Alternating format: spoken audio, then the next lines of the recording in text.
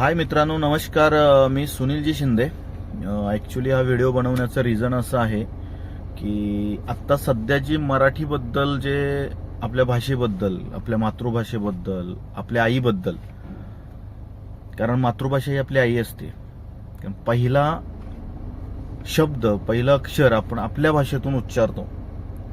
जे आपल्याला आई शिकवते बोलायला, ती आपली भाषा म्हणजे ती आपली मराठी आहे.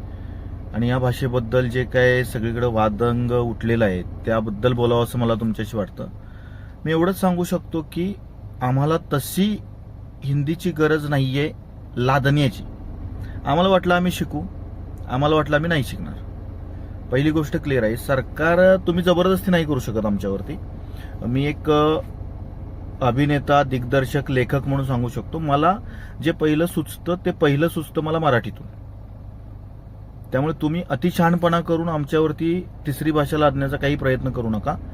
आणि असं होत असेल तर आम्ही कलाकार म्हणून, मी एक लेखक, दिग्दर्शक, अभिनेता म्हणून या घटनेचा जाहीर निषेध करतो.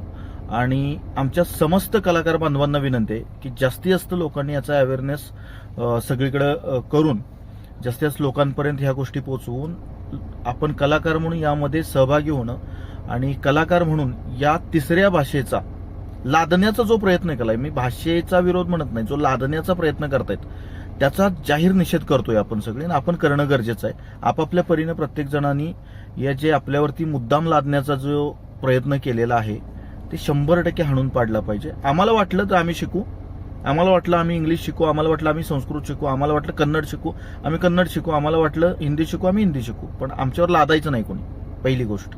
कारण माय मराठी ही आमची आई आहे, हे सगळ्यांनी पहिलं लक्षात ठेवा. सरकार, तुम्ही आमच्या कलाकारांच्या जीवावरती आणि आम्हा मतदारांच्या जीवावरती तुम्ही सत्तेत बसलाय, हे विसरू नका. कृपया ही विनंती. धन्यवाद.